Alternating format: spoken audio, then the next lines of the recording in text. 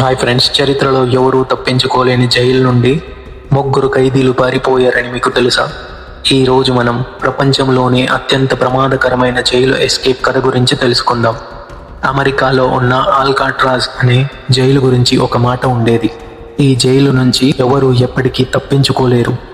ఎందుకంటే ఈ జైలు సముద్రం మధ్యలో ఒక ఐలాండ్ పై ఉండేది. చుట్టూ గడ్డ కట్టే చల్లటి నీరు, బలమైన కరెంట్లు, కఠినమైన గార్డ్లు.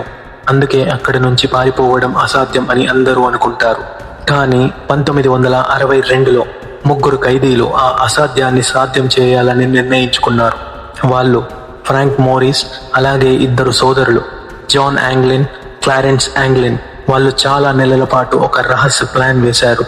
గోడలో చిన్న చిన్న రంధ్రాలు తవ్వి వెంటిలేషన్ మార్గం ద్వారా బయటికి వెళ్లే మార్గం తయారు చేశారు. అంతేకాదు, రాత్రి గార్డులు మోసపోవడానికి సబ్బు, కాగితం, ఇక నిజమైన జుట్టుతో నకిలీ తలలు తయారు చేసి తమ బెడ్ మీద పెట్టారు.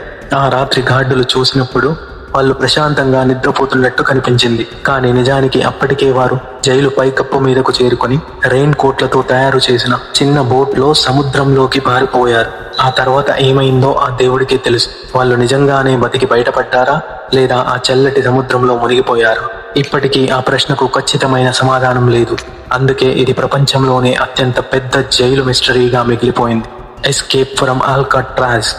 ఇలాంటి ఆసక్తికరమైన చరిత్ర కథలు తెలుసుకోవాలంటే మన ఛానల్ని ఇప్పుడే సబ్స్క్రైబ్ చేయండి. జై హింద్, జై భారత్, భారత్ మాతా కీ జై.